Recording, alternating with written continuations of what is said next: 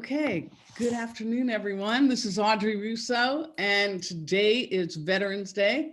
I'm president and CEO of the Pittsburgh Technology Council, and I'm thrilled every day, but I'm particularly thrilled that we can take a moment to give deep appreciation for people who represent us in the service. And I know most of us are just one degree of separation of people who are representing the United States and ensuring our freedom and doing just pretty incredible work that many of us go unappreciative each and every day. So I'm very thrilled today that we have two people who will be joining us. Colonel John Pippy, Commander, 55th Maneuver of Enhancements Brigade, but he also has a deep relationship with us at the Tech Council for many, many years. So I'm very excited to talk to him about all things that he's been up to and what he's doing. And Kristy O'Hara, founder and CEO of Mutually Dependent, and she is joining us from a little town in Japan where it's 2 a.m. in the morning and just outside of Hiroshima. So I want to thank them for joining us today. But before we get started, I would like to thank Huntington Bank for their belief in us right from the onset in terms of all the work that we're doing to make sure that we have a really wide range of people who are connecting us to all things in our ecosystem in terms of tech, business, and innovation. Today is no different. You're going to hear some really interesting things. And I also want to tell you that we've muted your chat, and Jonathan Kirsting, All Things Media and Marketing, is with us today. He will be monitoring the questions and give some opportunity for some exchange and engagement. So this is not an opportunity for you to sell your wares. Today are all eyes on our guest, and that's what we care about. So thank you all for joining us today. And again, thank you to our veterans and people who support our veterans in terms of the work that they do each and every day. So I mentioned that we have two guests, Kristy O'Hara and Colonel John Pippy, and we're very excited always to host our member companies, but of course today on Veterans Day, it's more precious to us than any other time. So you're going to hear from our guests. They are both deployed outside of the Pittsburgh area, and I mentioned one is in Japan, and John Pippy will talk about where he is located right now. So first, I'm going to start with Kristy. Thank you so much for joining us at 2 a.m. And I know that you tried to stay on stateside time. And let's just talk a little bit, because you're far from home, but you have ties to Pittsburgh, particularly Peters Township. So I mentioned where we are, and before we talk about Mutual Dependent, can we start off by hearing a bit about your background on your personal journey? Sure.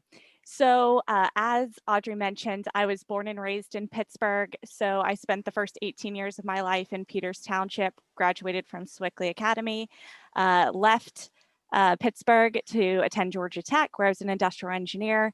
I met my now husband there. We were college sweethearts, and he joined the services. So he's an F-18 pilot in the Navy right now, just got back from a 7-month deployment on board the USS Ronald Reagan. And over the course of the next, we'll call it 8 years from graduating until today, I worked in Atlanta, Texas, Virginia Beach, and now in Iwakuni, Japan. So I've had a remote career pretty much the entire time that I've been a military spouse. And what Mutually Dependent does is bring those same type of careers to military spouses everywhere. So one challenge as a military spouse that I have seen throughout our community is the ability to find employment, and not just employment, but employment that meets the skill sets and educational backgrounds of military spouses. Mm-hmm. So really what we try to do is match them with remote work, of which COVID-19 has made more prominent, and we're thankful for that. There's a lot not to be thankful about the pandemic, but the shift to remote work, we really believe helps our community. And we're hoping to move right now military spouses.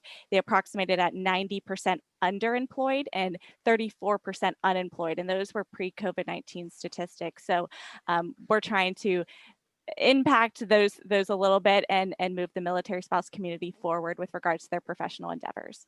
And so you founded Mutually Dependent, which I thank Lexi for putting the link out there. You founded how long ago? 8 months, so we're fairly new. So we founded the company in April of this year. Myself and my co-founder Meg Wilson, who's also on the call. She's a fellow F-18 military spouse. Our husbands were flight school roommates, and we've been best friends for over a decade. Saw very similar problems within the community, and teamed up to once again put a dent in the military spouse under and unemployment rates. And so what types of jobs? What are you discovering over these last 8 months? For sure. So we actually have 10 military spouses currently working for us that we've placed over the course of those eight months. And the three pillars that we really look at are sales and marketing, content creation, and data entry. And what we aim to do is to get military spouses in short-term projects initially, because we believe that once they're in the door, organizations will realize their value, their adaptability, their hard work, all of those qualities that come from being a part of the military community. And then from there, they can grow within the organization, find additional projects and whatnot. So our goal is to really get military spouses in the door, and we have no doubt that they'll prove their worth from there. Very, very exciting. So we just had a career fair yesterday. So you can hopefully that there are opportunities all over in terms of work from home. So how much longer will you be in Japan? Yeah, so I am only here for another month. We moved back to the States on December 19th, so very much so looking forward to that. Have been here for almost 3 years, so a substantial amount of time working abroad, working in a remote capacity abroad, and then ultimately founding Mutually Dependent. As another kind of tied to the Pittsburgh area that I did not mention earlier, I'm a current Tepper MBA student, so I'm in their part-time online hybrid program. We'll graduate in May of 2021. So prior to COVID-19, was actually traveling back to the Pittsburgh area every 2 months for Access Weekend, which is class Friday, Saturday, and Sunday. Right. Well, good. So good to hear from you. And again, thank you for staying with us. It's now about 2:07 a.m. So thank you for staying awake. So we're going to go switch and welcome old friend of ours, John, and not that you're old, John, but just a long friend of ours, John Pippy. And I'm going to bring him on and we're going to talk. You're also away from Pittsburgh now, but really let's just set the table for everyone so they understand the journey that you've been on, because it's quite remarkable in terms of public, your role as a public servant and your role in the military. So thank you. It's really great to see you, John.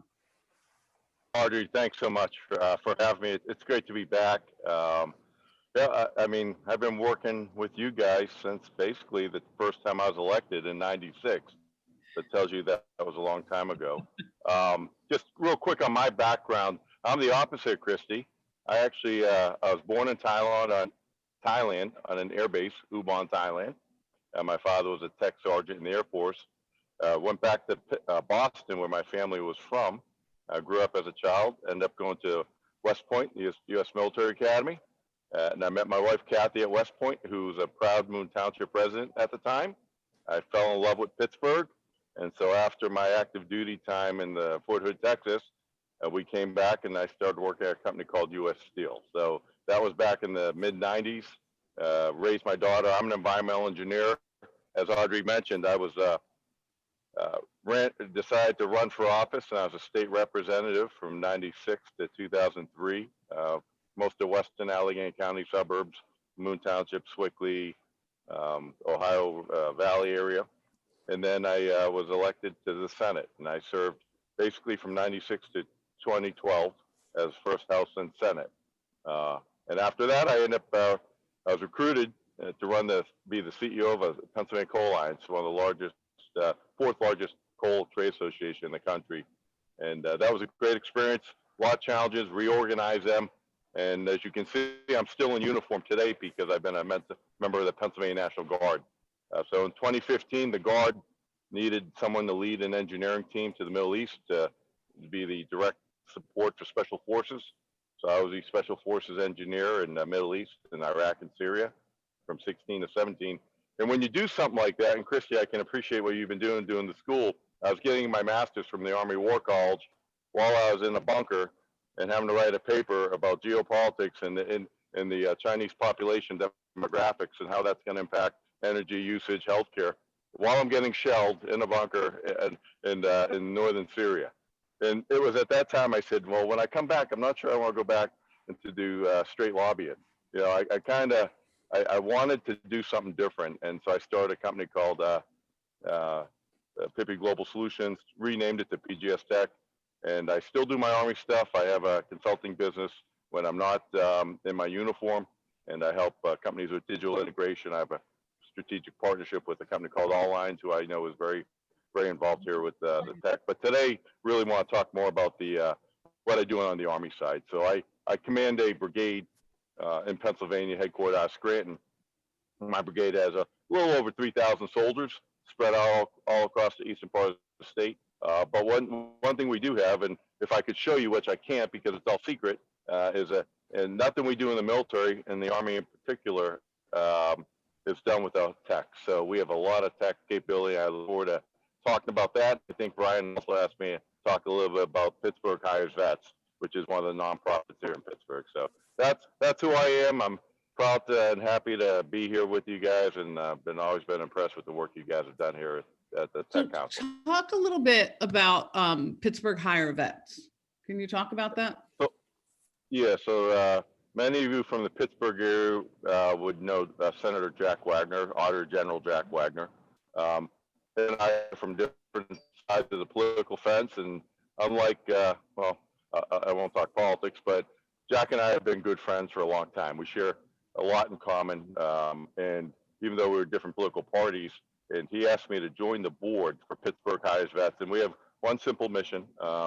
We have a small staff, and we've been placing about 150, 200 vets a year, and we help connect vets or their spouses with jobs in not only in our region, but also it's starting to expand across Pennsylvania.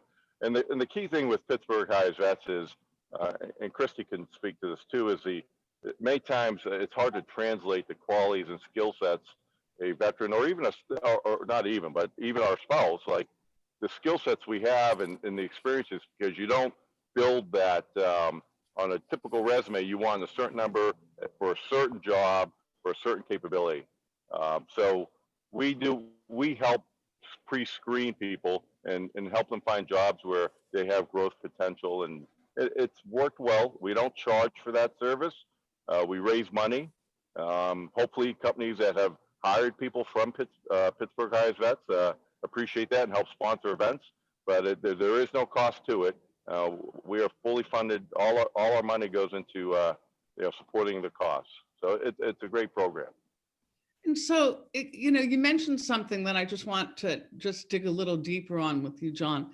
In terms of the military skills and the translation thereof, I mean, you're a good example of private sector, military, private sector, association leadership, et cetera. What about how do these actually translate into skills so that, our listeners can really understand that they're not always conveyed easily on a resume? So I think one of the keys here is you look at, from our perspective, you always hear, hey, we're great leaders, we're great workers, you have an attitude about can-do attitude, teamwork, and those are all good soft skills, which everyone who studies leadership understands. If you don't have the people that can work together, it doesn't matter how smart you are. So that is always part of the core function when you're interviewing people who, like myself, have worked with a lot of different organizations. Mm-hmm. We are trained and tailored to go into an area and partner with people we may have never worked with, and we don't have a lot of time to build up that capability. So I actually sat down with my signal company commander. He's a senior officer, and he manages all the network cybersecurity for me. Locally, he has about 80 people that supply everything from our satellite feeds to our help desk operations. And I told him I was talking to you, and I said, what should I tell him? And he emphasized, which I didn't know because I don't run that side, the security, the certifications all our people get, the training. If you hire one of my signal company members, they all have a minimum of secret clearance. Most of them are top secret because of systems. We do everything from putting the networks in to managing to whether it's McAfee, HPSS, all the different certifications. So it is. I think what's lost is the technical capabilities of the people we're hiring now to join the military. We're very selective, and we can be. So that has actually helped us develop a better employee for your companies. Mhm. Yeah, I mean, so I want to jump back to Kristy. Thank you, John. So in addition to, the challenge of finding employers who are willing to hire, remote, employees, what are some of the other barriers that, the military spouses face, when they Yeah. into the workforce? Yeah. So, Is it like so time? Yeah, so I like to tell a story kind of what I know, which is the spouse of a naval aviator. And if you get married right out of college, you're basically swept up and you go to Pensacola for roughly 6 months. And a lot of people don't want to find employment there because it's 6 months, they know they're leaving. And then the next stop is Kingsville, Texas, or Meridian, Mississippi. So once again, big metropolises and tons of job opportunities for military spouses. That was obviously sarcastic. So for 2 years, they're there trying to find work. They can't find work. And now what we call the gap in their resume exists. So from the time that they graduated college to the time that they're now in more of a permanent duty station, which can be 2.5 to 3 years later, they now have a significant gap in their resume that they have to explain to an employer. So what we try to do is to get them in remote positions early on to prove their value, or coach them and say, hey, why don't you have a position right out of college, wait a year or so, really lean in, kind of Sheryl Sandberg style, and find your value in that organization and then propose the remote capacity. So really what we try to do is minimize the gap in resumes and get people into remote positions. And you've probably heard me say remote 100 times. And why remote is so key to military spouses is because they move every 2 to 3 years. And employers, in a lot of cases, don't want to hire military spouses because they're constantly moving, and which means they'll leave, have to find a new job, and that cycle continues. What we've actually seen in the remote capacity is that military spouses have an extreme sense of loyalty to organizations that allow them to work in remote capacities. So instead of them leaving when other opportunities may present themselves, they say to themselves, this company gave me a chance, this employer gave me a chance when no one else did. And it really kind of creates the opposite of effect and gets these really talented, highly skilled, highly educated individuals to stay at companies for longer periods of time than kind of the standard person. So when you've been doing, your idea about this was before COVID, but COVID exacerbated your Yep, idea. 100%. Are you finding any changes, like in terms of your original hypothesis for starting the company?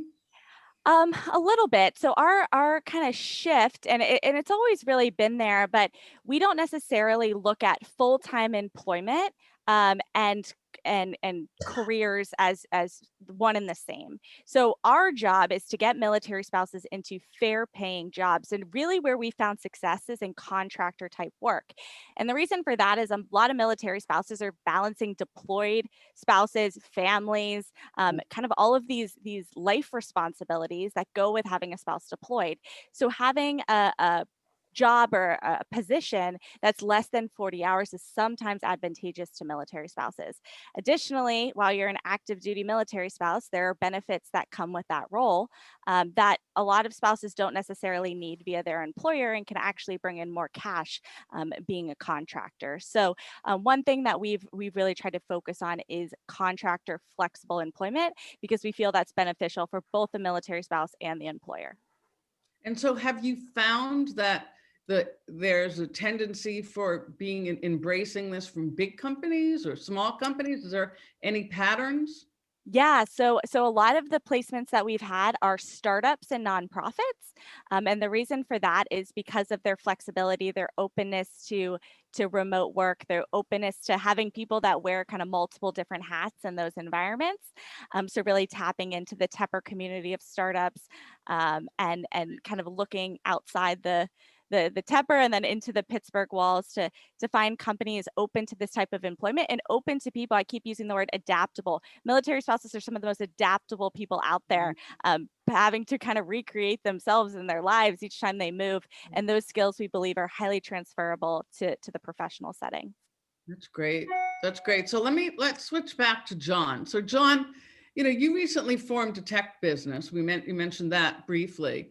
Not only can you talk about that venture, but talk about what the real benefits are.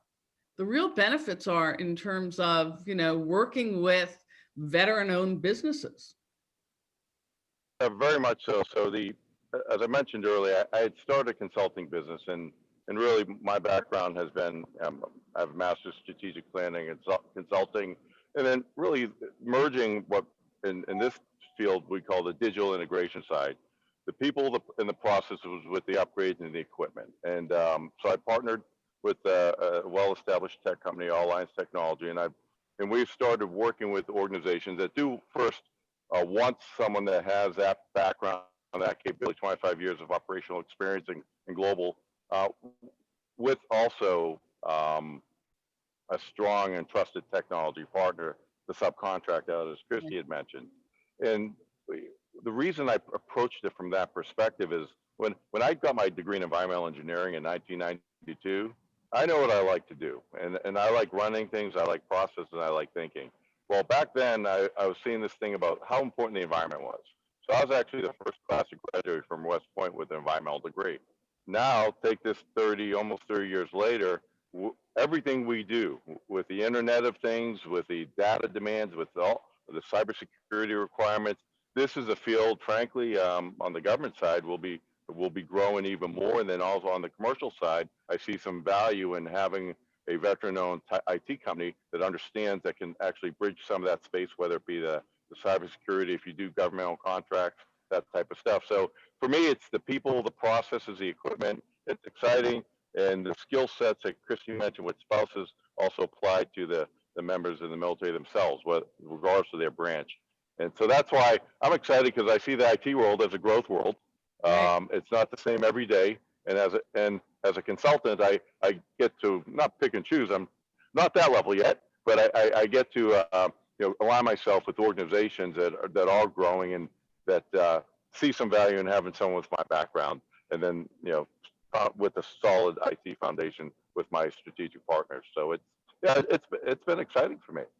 Well, what about entrepreneurship? I mean, in terms of your career and sort of, melding all those skill sets together. What That makes, is the yeah, can you talk about yeah. that? Being an entrepreneur has probably been one of the most challenging things, because I never trained for that, frankly. I've been working with the Small Business Development Council. Huntington Bank happens to be my bank, so thank you very much for sponsoring this today, you guys. So I know Susie well. Great. So it's interesting. Entrepreneurship is not easy, and so I did a lot of research. I didn't know what I didn't know. Luckily, I have a lot of mentors and friends that I can reach out to, and Brian being one of them, and we talk about stuff. But I have learned, in order to be successful in any operation I've ever been involved in, and whether it's being in northern Syria and Turkey and working all those, is if you could frame the problem set, and you have the people and the tech skills to help solve it, then it's rewarding. And that's why I am now focused 100% on this side, is because entrepreneurship, it's challenging, but also I like a challenge, and I like the reward of being successful and having my customers and clients be successful. So it's there's a lot of upside, but there's also a lot of risk. And Kristy mentioned earlier about the benefits. One of the nice things for me is because I'm a consultant, it is easier for me to partner for a period of time with a company than step back. You don't have to hire me full time, and so that's what I also like about this opportunity right now. So here you have Kristy, who's also a new entrepreneur. Are you a new entrepreneur? Have you tried this before? Do you Brand new. Brand new. So It's hard. What do you think so far? It's hard. It's hard, but it's so rewarding. I can't tell you how many emails that Meg and I've gotten, or I've woken up to, from Japan, from military spouses or from employers that we're currently partnered with, just so incredibly encouraged by either the talent that they're seeing out of the military spouses that they're working with, or on the military spouse side, just encouragement for us of finally giving them a chance and following up. And I mean, it's just awesome. So that's great. So what would be some of your final comments that you might want from the tech community? That's both of you. So Kristy, what would you want? Sure. So we say at Mutually Dependent that people marry their intellectual counterparts. And so that applies to military spouses and active duty service members. These are some of the best and the brightest people out there. I can promise you that. And really, there's as John will speak to, there's a large retention problem in the military right now, and they're looking to retain these individuals. And a lot of it is because their family life at home isn't 100% for one reason or another. And we believe that military spouse employment and giving military spouse meaningful careers is one step towards that. So we don't only believe we're doing good in the world and connecting people with quality jobs that they have the skill sets to achieve, but we're also helping kind of the larger military organization to retain top talent because their family life at home is settled and ready to go, and both parties, both spouses, feel fulfilled. So if anyone out there has any type of contractor work in sales and marketing, content creation, data entry, or really we can reach out to our community. Right now we're connected to over 50,000 military spouses looking for employment. We would love to partner with you. We'd love to have a conversation with you. So please reach out. I know our website was posted in there. Our general info is info@mutuallydependent.com, or you can reach out to me personally at Kristy@mutuallydependent.com. Yeah, that's very, very inspiring. And I think that you will get traction. Your attitude towards this is infectious. So I give you, big accolades for that. So John, what about you? What's your ask of the tech community? Well, I think from my perspective, the ask is on behalf of Pittsburgh highest veterans. I think I spoke to it briefly earlier. Look at potentially broadening the aperture, which you're looking at. And when you're hiring, many times if you go on an Indeed or something, you're going to immediately eliminate people who may have the skill set. For here in my organization, you can't even touch our IT stuff unless you have a score of 116 for ASVAB. So the military has a lot of screening. You can't be a fighter pilot unless you're pretty good at a lot of different things, especially haircuts. But anyway, the hair. But anyway, the military has a lot of. That's an inside joke. You never saw Tom Cruise with a bad haircut. But the military, we do a lot to help filter and we have filter and provide opportunities for people who I think would fit very well with your companies. And so it's just a matter of bridging that gap. And I know you work very hard, you and Brian and your whole team, on supporting the military. So, Pittsburgh Hires Vets is a wonderful organization. We help place, we're very successful, we follow up. And then, if you ever need someone on the IT world, and I partner with a lot of different organizations and would love the opportunity to talk, whether it's on the strategic planning and consulting side or on the IT and employment and development. So I appreciate the opportunity to be here with everyone, and thank you. Well, we appreciate the work that you do each and every day. So that not just on Veterans Day. I see that Isabella Love says that hiring a veteran offers $9,600 in work opportunity tax credits for employers as well. So really, I don't know if that probably doesn't apply to spouses, right, Kristy? But it definitely. I'm not sure on that side, but actually in the last 12 months, for any companies that are looking to do contractor work with the federal government, they have to hire a percentage of military affiliates, and that historically did not include military spouses. Today it does. So one step forward around hiring additional military spouses. So we're super excited about that. That's really great to know, because I bet no one on this call knew that. And now we're equipped with information that we can help spread the word. So on this Veterans Day, I want to thank both of you, and Kristy, as well as your spouse, for the work that he is doing. And none of us take that for granted, but I'm glad that we have a moment to just appreciate the work that you all do on behalf of all of us across America, because we need to be reminded of that. So I want to thank everyone. I see that John Pippy, being John Pippy, he has shared his information. He has responded to the questions that are on the chat. Kristy made herself available. And if by chance you don't grab that information, reach back out to any one of us at the Tech Council, and we will help make those connections. So on this Veterans Day, please remember those who have served and continue to serve. We cannot take this for granted. Really appreciate it. So thank you, Kristy. You can go to bed now. I know that it's 2:30 a.m. John Pippy, you can eat your most delicious lunch that I know that you've been holding off on. He shared with us some of the lunch that he was planning to eat soon, and the packaging design was very, very interesting.